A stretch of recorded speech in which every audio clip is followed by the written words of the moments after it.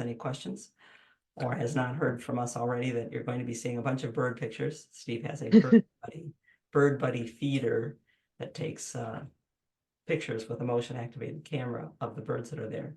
And he has so many of them that I said, let's do something with those. So this is Judy. Judy sent this tree, and I'll tell you all about it. And I'm trying to figure out how to write it up for Judy. Sometimes these things that we talk about, problems and issues in gardens, end up becoming quite long exchanges.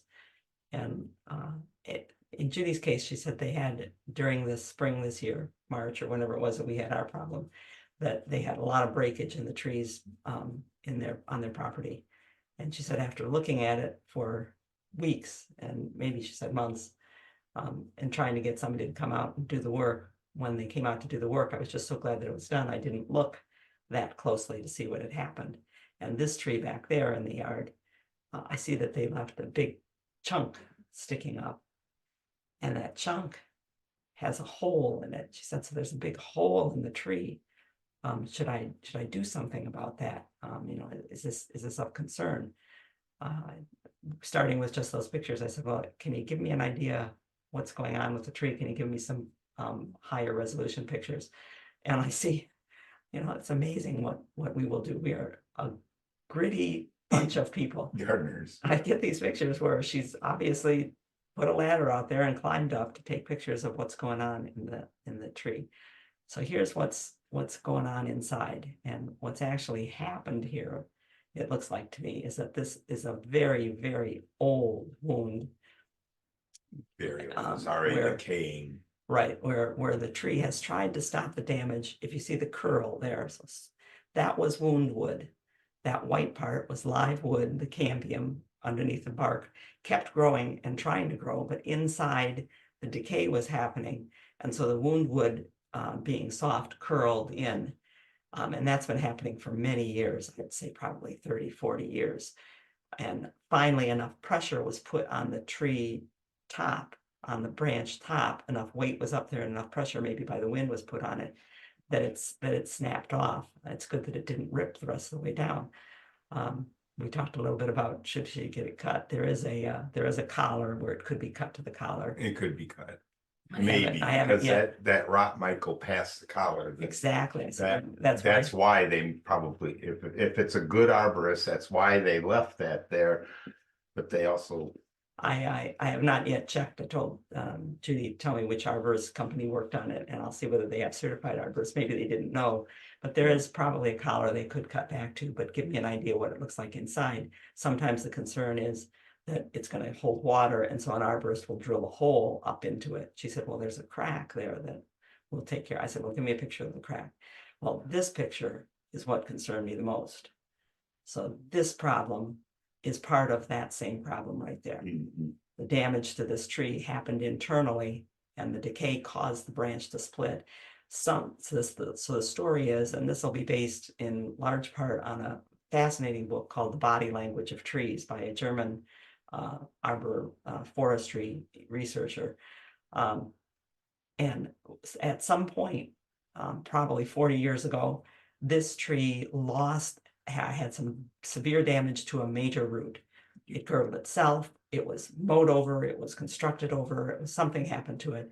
And the rot from the root, which couldn't be contained by the tree, there's no branch bark collar between a root and the trunk. So when the root began to decay, the decay went up into the tree. And there was a weak spot there where the pressure and the water volume is different. And so especially in the wintertime or in changes in temperature, the cambium couldn't hold that together, and it developed a crack there, a vertical crack. And that's where the rot probably started. The problem now to me is that this is an unsafe tree. It's big enough. I'm going to go back to the overall picture. It is big enough that when the wind comes through, and it'd have to be the right kind of wind or the right kind of weight on the tree plus wind, what was a solid column, the trunk, and could hold the pressure of the top being given torque. Now that column has got a split right down it. It's not a column anymore. it's like you take a tube from your paper toweling and take a tube. You Okay. could put a tray on top of that tube and balance it and it would stay set. But if you put one slice in that tube and you put weight on top of it, it'll twist and torque and come down. So I'm glad that the tree isn't close to the house.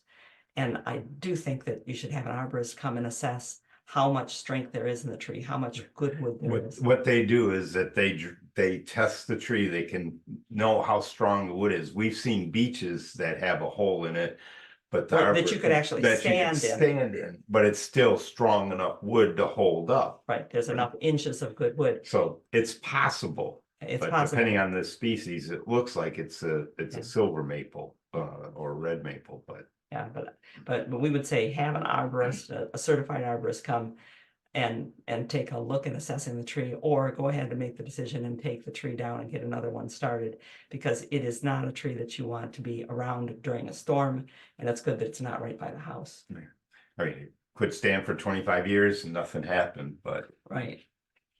Sad but thing is that it worth the happens. risk? We are, for those who have come in just now, well, I guess I can say that again later, but Yep. we're going to be losing Stephen partway through the webinar because Santa has called on him I'm on my way. earlier. Yeah. And if he looks a little different, it's because he whitens his eyebrows in order to be Mhm. Santa in the photographs, so the eyebrows Yeah. show up. And And I wear gold glasses Yeah. like this. Yeah. The black doesn't show it as well. so shall we go, Steve? Whenever you're ready. I think we're ready. Okay. Well, the Good. bees are bringing in a little bit of pollen.